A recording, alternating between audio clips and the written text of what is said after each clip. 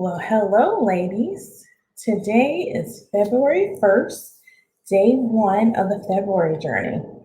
I'm so excited that each of you have made the decision to be a part of the February journey, that you made the decision to put yourself first and work on what's important to you. So, this week, we're going to focus on forgiveness. But today, I wanted to share something with you just to get you thinking about this. If you've ever been mistreated or harmed or abused by someone, sure that you've had to ask this question to yourself, and you felt this way. Why would you forgive someone who hurt you? Like, really? Come on now.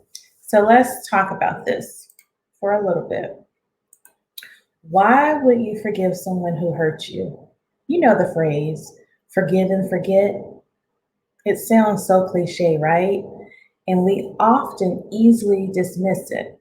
Why? Because we were the ones violated, and we're the ones that's been living with this trauma.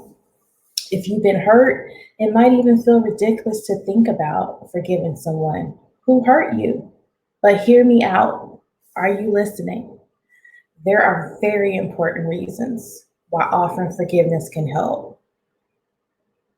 You may not be able to see the forest for the trees when it comes for forgiveness, but there are valuable lessons why you should consider forgiveness as one of the options related to anger, sadness, and other emotions tied to it. These things can impact your health.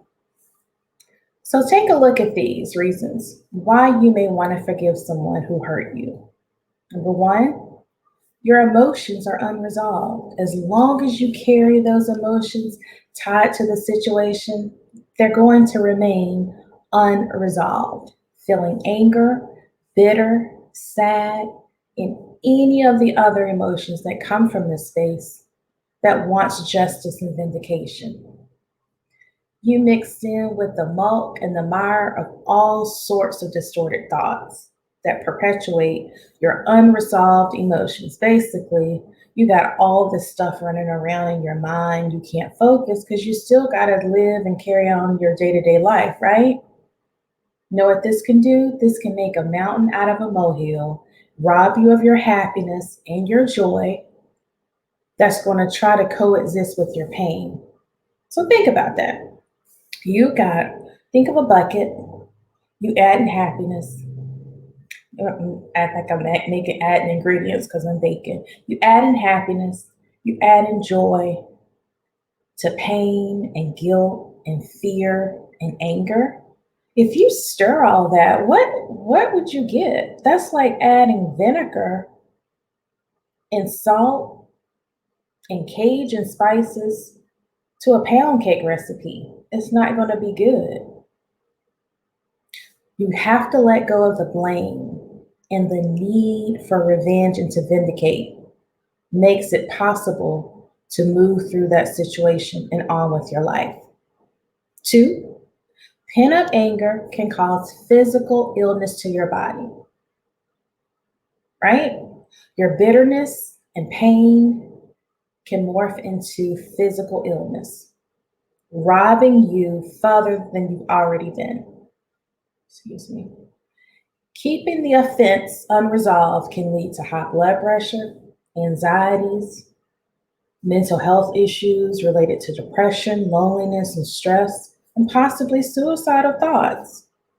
Doing your body the favor by forgiving can help you ensure your health stays intact, right? We only get one body, one temple. Number three, forgiving can restore what has been lost. Sometimes there's a rift between us, right? And it's going to grow bigger than necessary. The pain lingers, the resentment grows, and the damage takes on a life of its own. Hashing out things and forgiving can allow for restoration and resolution. In times where the issues are too hard, too great, too big to resolve, forgiveness can still make it possible to stop that constant loop that's playing in your head. Forgiveness is critical to your well being. You have to let go of what is eating you up. Is it worth it to let it continue eating it up, or is it time to take back your life?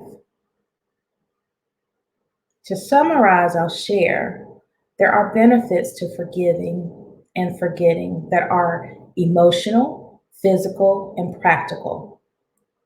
Walking around with chronic anger and resentment can bleed over to other areas of your life. If you're married, it's bleeding over into your marriage. If you are a mother, it's impacting how you mother and parent your children. On your job, you may be walking around with pent up anger that's making you come off as the angry lady, or even worse, you don't trust anybody.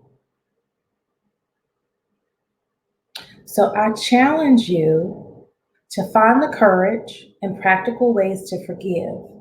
You can move through these negative emotions and into a better space of acceptance, healthy boundaries, and grace. This is why you should forgive someone that's hurt you. It's not for them, it's for you. Thank you for listening. Have a marvelous Monday.